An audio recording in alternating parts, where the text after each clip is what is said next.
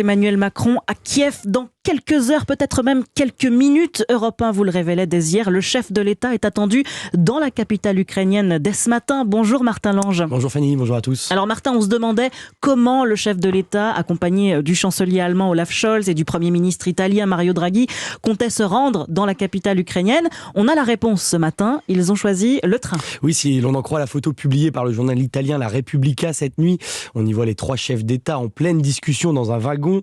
Devant eux, leur dossier clos et un simple verre d'eau. Le décor est baroque, de lourds rideaux rayés, des chaises rouges ornées de petits losanges jaunâtres, une grande télé coincée dans un meuble en bois et surtout une horloge qui ne laisse pas de place au doute. Minuit 54, Emmanuel Macron, Olaf Scholz et Mario Draghi ont donc embarqué hier soir en Pologne dans ce train spécial et ils devraient arriver à Kiev dans la matinée. Merci Martin Lange. Alors sur place en Ukraine, on retrouve le correspondant d'Europe 1, Nicolas Tonev. Bonjour Nicolas. Bonjour à toutes et à tous. Alors vous aussi, vous êtes sur la route de Kiev, vous êtes bientôt arrivé, la route a été très longue.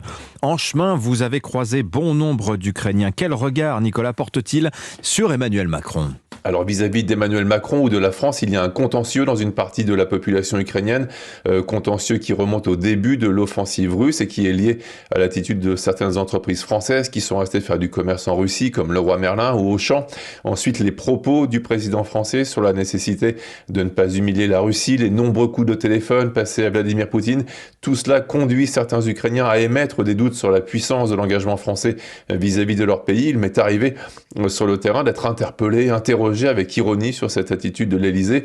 Les livraisons bien médiatisées des canons César ont fait du bien, mais globalement, il y aura un effet d'attente aujourd'hui quant aux propos du président français à Kiev. Nicolas Tonev, envoyé spécial d'Europe 1 en Ukraine, qui nous fera vivre cette visite du chef de l'État à Kiev.